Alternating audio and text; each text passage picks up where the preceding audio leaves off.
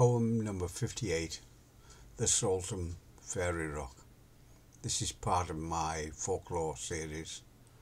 I hope you like it.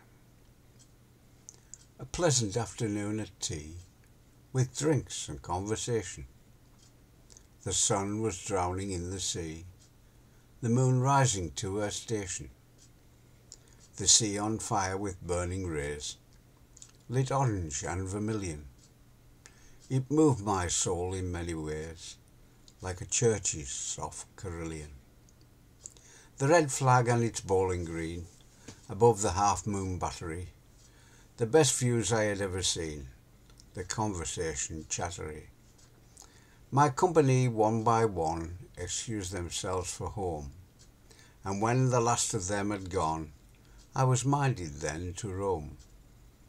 The sea browse a popular walk along to Saltom Bay, where couples off would walk and talk, their demeanour warm and gay. Many tall masts were to be seen, gently floating on the tide, waiting for a flag of green to summon them inside. As I walked, I watched the fleet. The lights came on the mast, acknowledging their need to greet each other as they passed. The light now fading with the sun, painted pink to soft hues of grey. The seabirds, knowing day was done, settled in nests along the way. A soft wailing sound to my ear, it stopped me to look around. A grieving sound, not one of fear, a sobbing, gentle sound.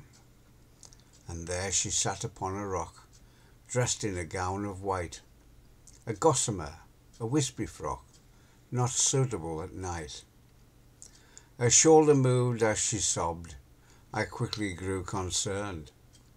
Had the lady just been robbed, or something worse I learned? Nearly now at Saltom Pit, with Raven Hill in sight, looming over top of it, lit by candlelight. I was upon the fairy rock, it was upon the fairy rock she sat. It was scorched and ebony black, graved all o'er with this and that, no initial did it lack.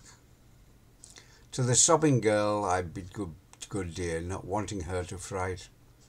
Could I help in any way, and possibly put things right? She thanked me for my concern, and gently shook her head. A tragedy had come, I'd learn, and left her sweetheart dead. She told me of the fairy race to which she did belong. They lived in grottos at this place, a cheerful, merry throng. As tall as mortal man they stand, their skin is fair and white.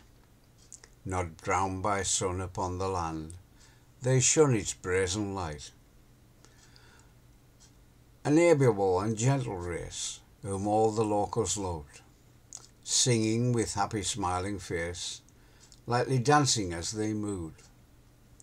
This last their queen had been love-struck by a student from St. Bees.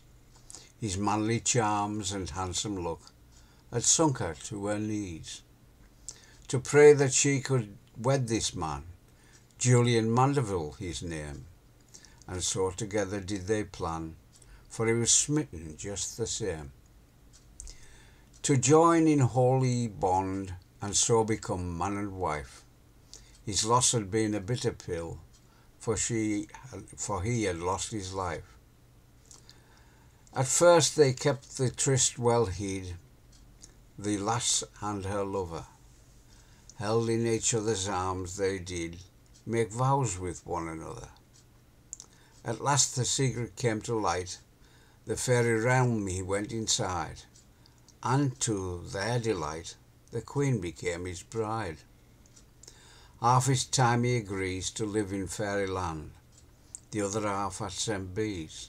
Fairy lord does this demand. Come by boat to the fairy cave at night, at the start of each new moon. He stays until the moon is bright. He must not come too soon. His absences were noted by his friend at school.